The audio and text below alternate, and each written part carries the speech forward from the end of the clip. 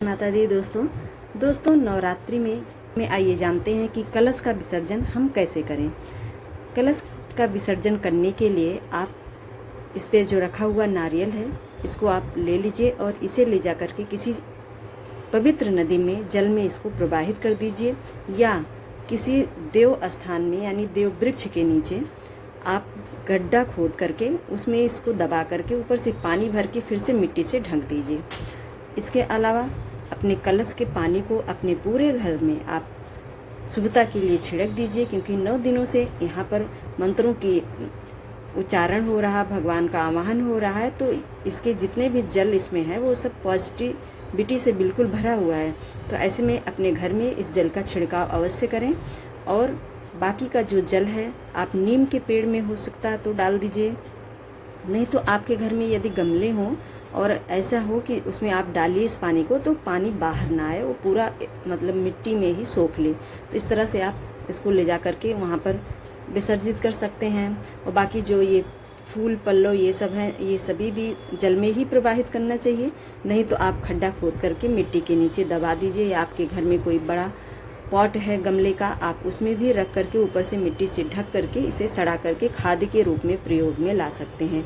रही बात जो ये हम चावल है, पूर्ण पात्र बनाने के लिए चावल का आसन दिए हैं नारियल को, इस चावल को आप पक्षियों को खिला दीजिए। अपने घर में शुभता के लिए अपने अनाज के डिब्बे में थोड़े से डाल करके रख लीजिए, बाकी ले जा करके गौ माता को या पक्षियों को आप डाल दीजिए। ये भी जो आप यहाँ अष्टदल कमल बनाए हों और जो ये दीपक है, दीपक के नीचे जो आपने आसन दिया है, स्वास्तिक दिया, इन सभी चावल को आप ले जा करके इसे जल में प्रवाहित कर दीजिए, या आप खड्डा खोद करके नीचे दबा दीजिए, या आप इसे भी पक्षियों को डाल दीजिए। गाय को खिला देना सबसे उत्तम रहेगा। और ज्वारे को क्या करना है, ज्वारे का विसर्जन भी हम उसी दिन करते हैं। तो ऐसे में थोड़े से ज्वारे इसमें से निकाल करके और जो है अपने पूजा मंदिर में शुभता के लिए रख लेते हैं। अपने घर के जो अनाज रखने का स्थान होता है उसमें किसी लाल कपड़े में बांध करके बताते हैं रख लेना चाहिए। और बाकी के जो ये ज्वारे हैं अगर ये बड़े हो गए हों ज़्यादा तो इनको कट करके आप इसका जूस निकाल करके भी आप पी सकते हैं। ये बहुत ही आयुर्वेद में अच्छा माना जाता है।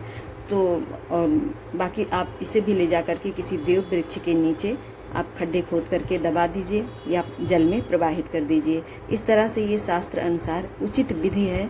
इसलिए किसी भी पूजा पाठ में जो भी चीज़ें हम आवाहन करते हैं और बैठाते हैं तो उसका विसर्जन करने के बाद ही हमें उसका पूर्ण फल प्राप्त होता है। विसर्जित करने से पहले, कलश को उठाने से पहले ये बोलना चाहिए कि हे गणेश देवता, हमारे घर में रिद्धि सिद्धि के साथ भगवान विष्णु, माता लक्ष्मी के साथ आप सदैव विराजित रहें। बाकी की जो भी आह्वानित इसमें देवी देवता हैं वो अपने स्थान को जाएं। इस तरह से भाव निवेदन करते हुए ही आप कलश को उठाएं। माता के मंत्रों का उच्चारण करते हुए, जैसे ओम एम ह्रीम क्लीम चामुंडाय विच्चे नमः, इस मंत्र का उच्चारण करते हुए ही कलश को आप उठाइए और इसी मंत्र के उच्चारण से ही अपने घर में जल का छिड़काव कीजिए।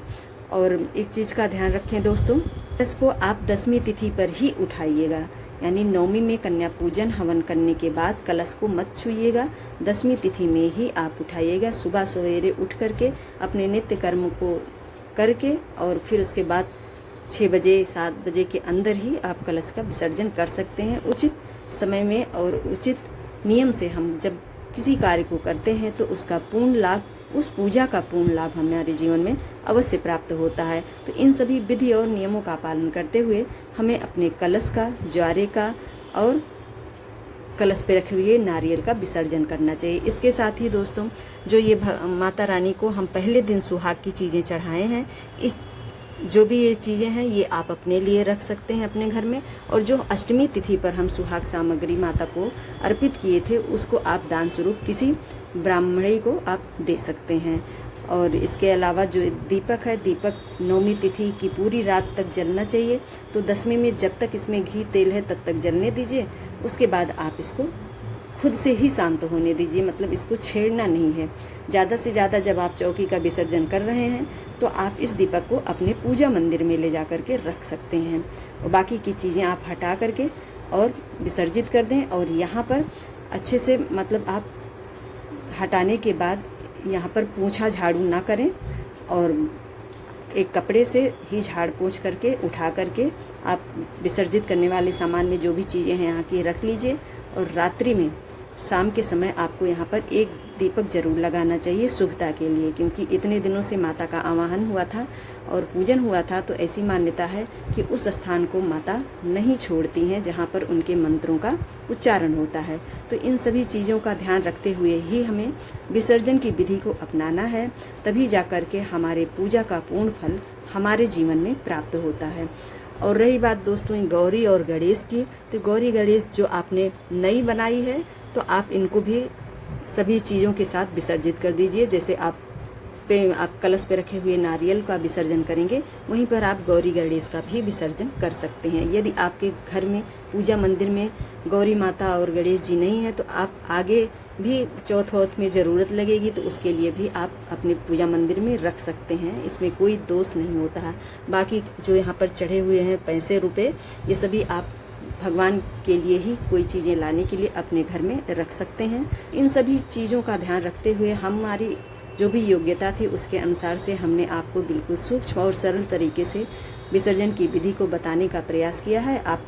यदि आपको पसंद आया हो तो हमें कमेंट करके ज़रूर बताइएगा दोस्तों, और वीडियो को ज़्यादा से ज़्यादा शेयर कर दीजिएगा, और चैनल पर नए हो तो सब्सक्राइब ज़रूर कर लीजिए। आज तक के लिए जय श्री कृष्णा, राधे राधे दोस्तों।